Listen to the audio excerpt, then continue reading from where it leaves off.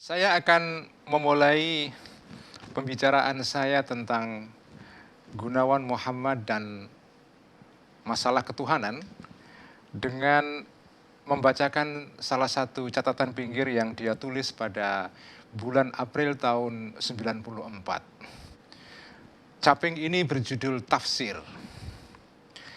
Saya akan membaca petikan dari catatan pinggir ini. Bagaimana berbicara dengan seorang fanatik? Bagaimana berdialog dengan Baruch Goldstein yang menembaki orang-orang Palestina di Masjid Ibrahim? Cintailah orang asing itu, kalian juga orang asing tatkala hidup di tanah Mesir. Itu sebuah kalimat Taurat, sabda Tuhan untuk umat Yahudi.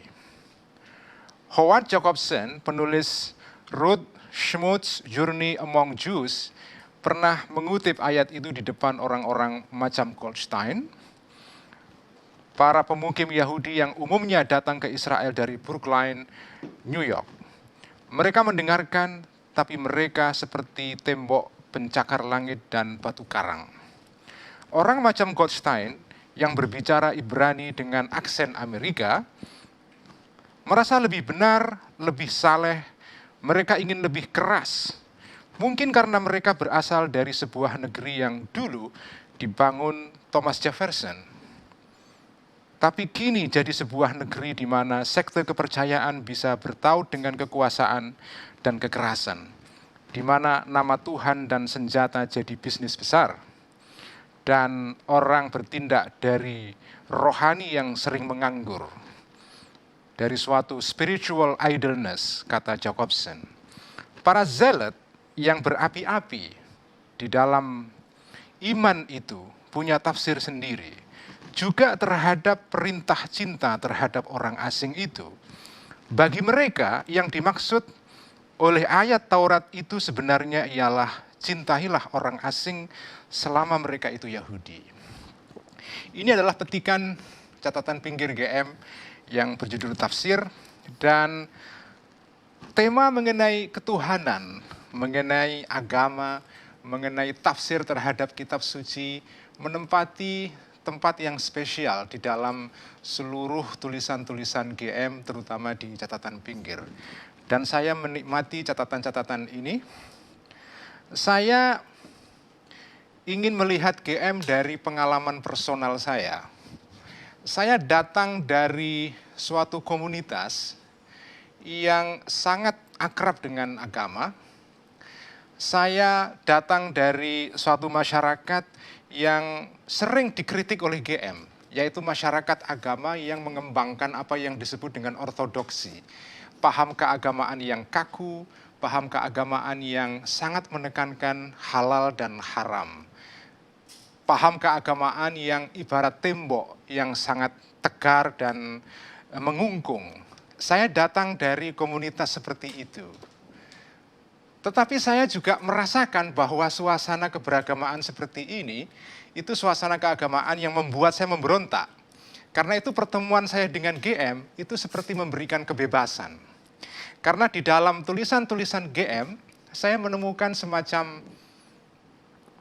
semacam refreshment, semacam suasana segar, karena saya mendapatkan alasan atau dalil bagaimana mengkritik ortodoksi yang keras ini.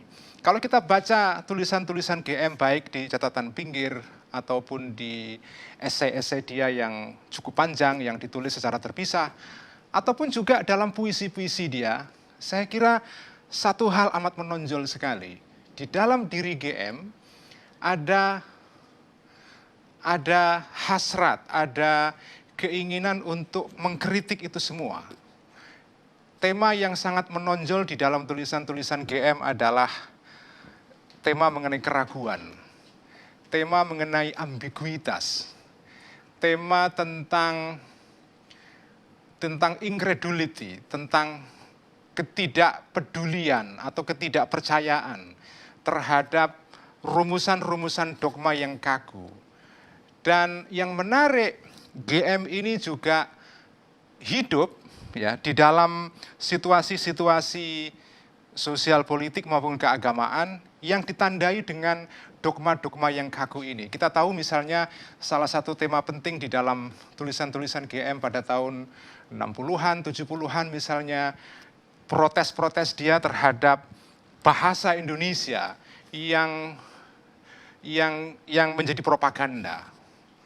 Kita melihat tema itu sangat menonjol dalam tulisan-tulisan GM. Kemudian GM hidup di dalam situasi Orde Baru yang juga ditandai oleh semacam ortodoksi juga, yaitu rezim yang ingin merumuskan kebenaran yang tunggal.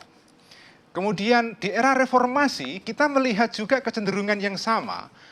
Meskipun era reformasi ini ditandai dengan kebebasan, tetapi juga muncul tendensi di dalam masyarakat untuk merumuskan dogma keagamaan yang kaku. Dalam sebuah capingnya, GM pernah menulis mengenai Hamzah Fansuri. Kalau kita lihat tulisan-tulisan GM, terutama caping sejak tahun 70-an sampai sekarang ini, Hamzah Fansuri muncul berkali-kali. Ada dua sosok di dalam sejarah Aceh pada abad 16-17 yang sangat penting. Pertama adalah Hamzah Fansuri, ini adalah pahlawannya GM. Kemudian ada tokoh yang lain namanya Nuruddin Ar-Raniri.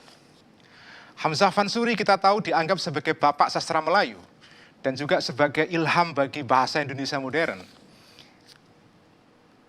Dua tokoh ini mewakili semacam model keberagamaan yang kontras. Hamzah Fansuri mencintai bahasa, mencintai metafor. Dalam tulisan-tulisan GM, metafor sangat penting sekali kedudukannya. Bagi GM, metafor adalah kunci di dalam kesenian, di dalam keberagamaan juga. Hamzah Fansuri bermain dengan metafor. Dia tidak suka agama yang dikungkung oleh ortodoksi. Sementara Ar-Raniri, dia mewakili model keberagamaan yang ortodoks. Kita tahu Ar-Raniri mengeluarkan fatwa untuk membumi hanguskan, memberangus karya-karya Hamzah Fansuri, bahkan membakar para pengikutnya di halaman masjid di Kutaraja atau di Banda Aceh sekarang ini.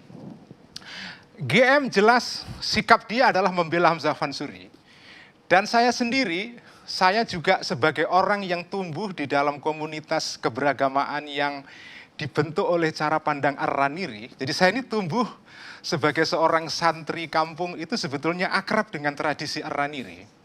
Tetapi saya sebetulnya mengimpikan Hamzah Fansuri. Ketika saya bertemu GM, sebetulnya harapan saya itu terpenuhi. Karena pahlawan GM atau model keberagamaan yang diidealkan oleh GM adalah Hamzah Fansuri. Hamzah Fansuri memang dihukum atau difatwa mati dan para pengikutnya diberangus melalui fatwanya Ar-Raniri karena Ar-Raniri adalah mufti negara. Tetapi kita tahu ide Hamzah Fansuri tidak pernah mati. Dan di sini persis poin yang ingin ditekankan oleh GM. Kaum ortodoks, meskipun mereka punya kekuasaan yang kuat ya, tetapi mereka tidak bisa memberangus metafor. Mereka tidak bisa memberangus keberagamaan yang akrab dengan metafor, dengan perlambang, dengan ambiguitas misalnya.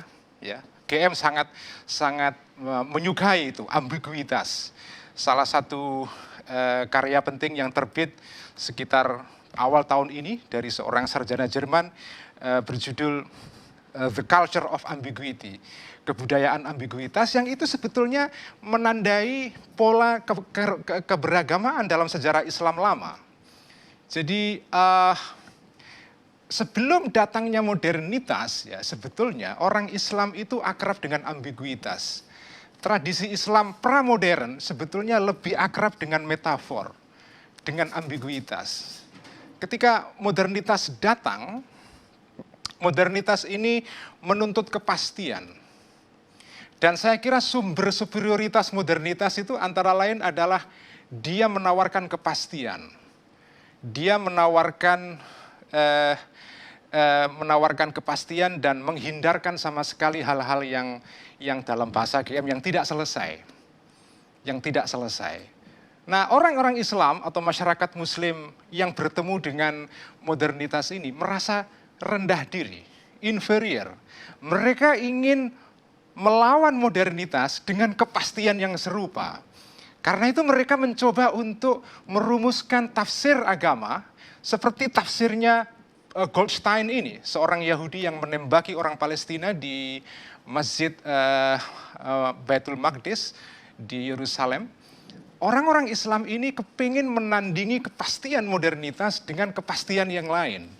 Cuma ini kepastian yang berdasarkan kitab suci.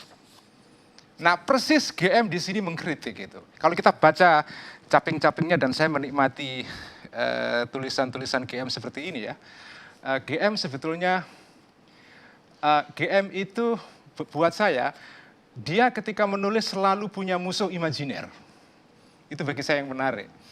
GM punya lawan-lawan yang dibayangkan.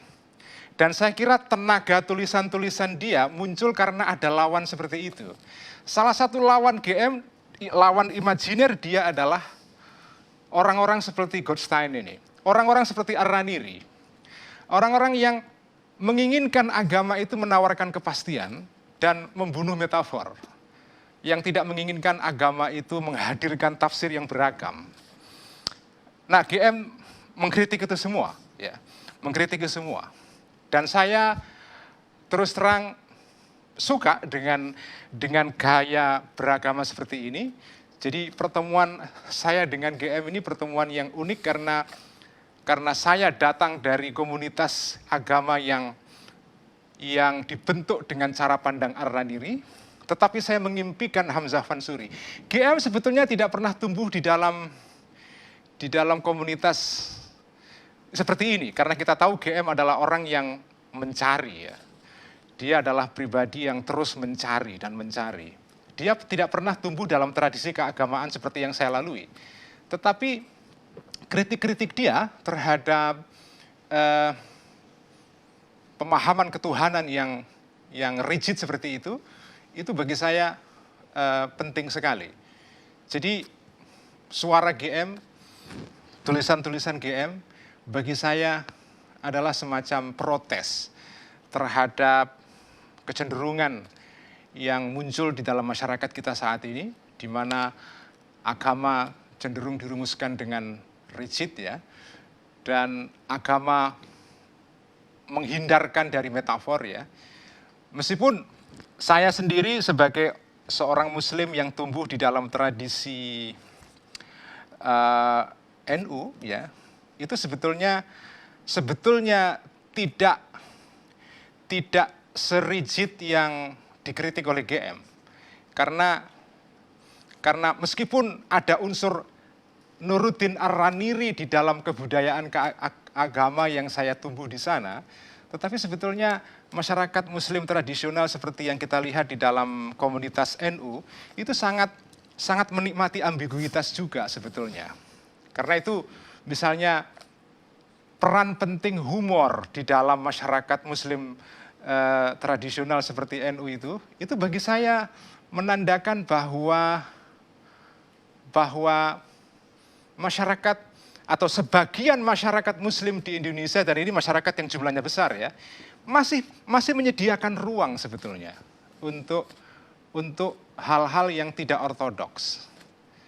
Masih bisa menerima agama itu diparodikan misalnya.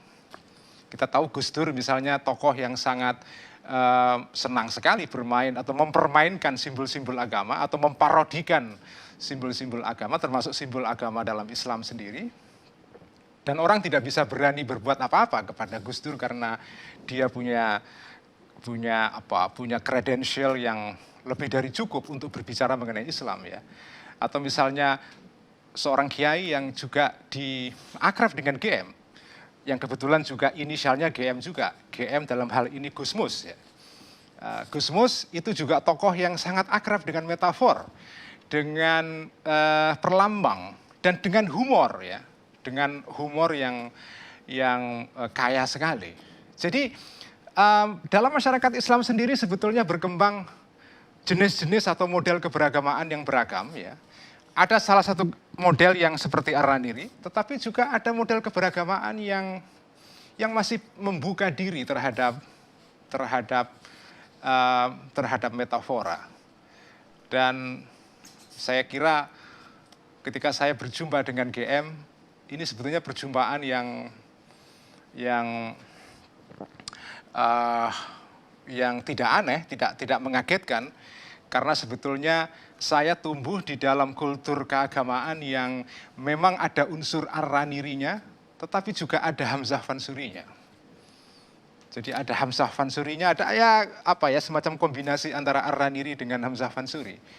Dan saya senang dengan pertemuan ini, dan saya merasa bahwa meskipun GM mungkin tidak kita kenal sebagai pemikir agama ya, tetapi renungan-renungan dia tentang agama, termasuk Islam ya, itu bagi saya sangat mendalam sekali.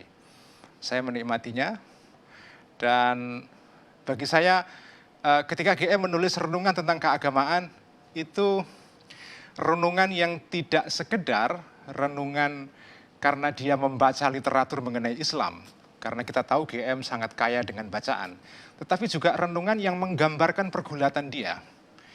Saya kira yang menarik pada GM adalah ketika kita membaca tulisan-tulisan GM, kita berjumpa dengan rujukan yang banyak sekali. Tidak saja para filosof Eropa, tetapi juga GM merujuk kepada misalnya filosof Muslim seperti Al-Ghazali, seperti Ibnu Rushd ya. Tetapi kalau kita cermat membaca tulisan GM, para pemikir-pemikir ini sebetulnya hadir dalam tulisan GM bukan sebagai kutipan, tetapi sebagai alat bagi GM untuk mengutarakan pendapatnya sebetulnya. Sebetulnya sebelum GM berpendapat mengutip Al-Ghazali, Ibnu Rushd, Adorno, Walter Benjamin, dan seterusnya, sebetulnya dia sendiri sudah punya pendapat. Dia sudah beropini sebelum mengutip opininya orang lain. Tetapi itu tidak mengurangi nilai dari kutipan-kutipan yang dikutip oleh GM. Ya, karena ketika kita membaca tulisan-tulisan GM, tiba-tiba di mata saya sebagai seorang santri yang sudah lama ngaji Al-Ghazali, ya, tiba-tiba kutipan dari Al-Ghazali di tangan GM menjadi lain. GM pernah menulis satu tulisan yang panjang tentang Al-Ghazali mengenai isu tentang theodicy, ya, tentang kenapa ada kejahatan dan keburukan dalam hidup manusia. Jika Tuhan Maha Adil, kenapa ada kejahatan? Kenapa manusia menderita? Nah, kalau kita baca tulisan itu, ya, dia banyak mengutip tentang Al-Ghazali.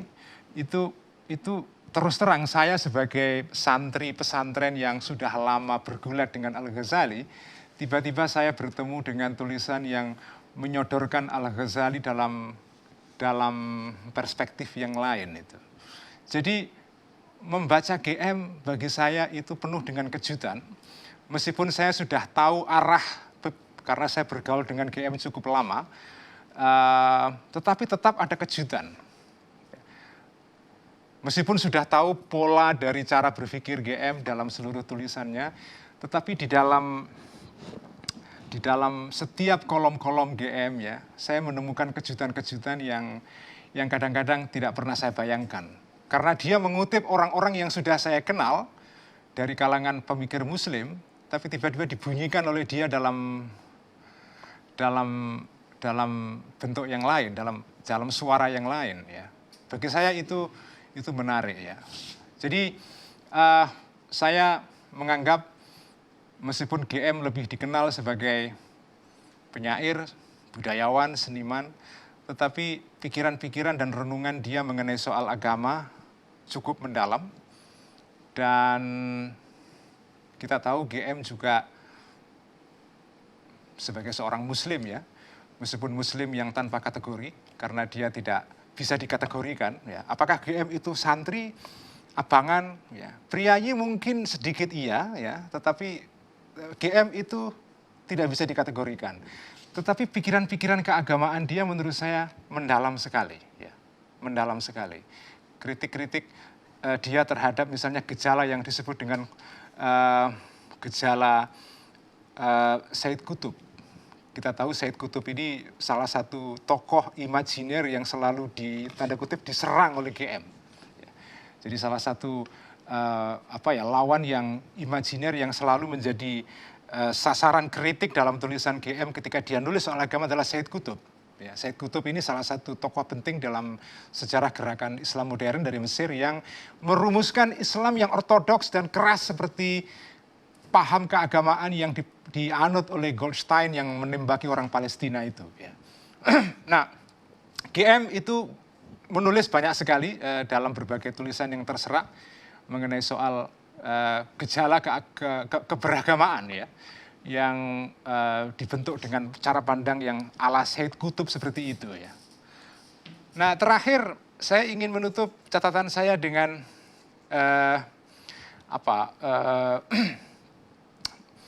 mengemukakan hal berikut ini. Memang GM ini bukan orang yang bukan seperti sarjana muslim yang ingin meneliti satu tema dan didalami secara khusus, secara mendalam ya, ditinjau dari berbagai sisi dan aspeknya. GM tidak tertarik dengan model seperti itu. GM adalah orang yang terganggu oleh suatu keadaan tertentu di dalam masyarakat dan dia ingin mengemukakan pendapatnya.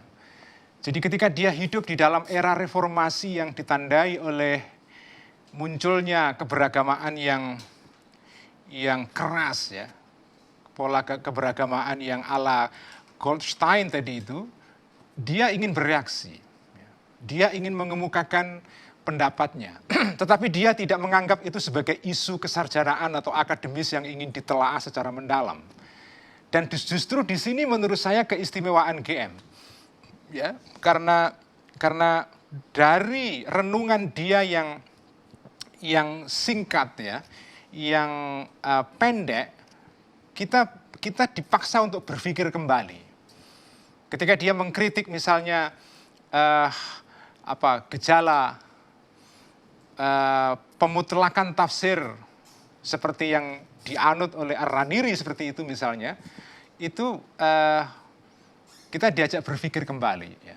Sebetulnya agama ini, ya, misi utamanya apa sebetulnya? Dan keberagamaan yang kaku, yang keras seperti kita lihat pada perkembangan 20 tahun terakhir ini, itu berbahaya sekali. Ya. Berbahaya sekali. Dan GM melalui kolom-kolomnya itu mengingatkan kita kepada bahaya agama ala Goldstein yang mengajarkan cinta, tetapi cinta dibatasi hanya kepada orang-orang yang seiman dengan dia. Ini gejala yang kita lihat pada orang Islam, pada orang-orang lain, ya, di dalam Kristen juga ada, Yahudi juga ada. Jadi ini menurut saya salah satu hipokrisi agama. Ya. Jadi cinta diajarkan, tetapi cinta hanya cinta yang selektif. Cinta yang hanya diarahkan kepada orang-orang yang satu iman. Selamat ulang tahun, Mas Gunawan Muhammad. Kita masih terus menunggu tulisan-tulisan Anda. Dan karena saya tahu gejala keagamaan yang kaku seperti ini masih akan terus mewarnai situasi sosial kita dalam tahun-tahun mendatang, saya menganggap tulisan-tulisan GM tentang tema ini masih kita butuhkan. Sekian, terima kasih.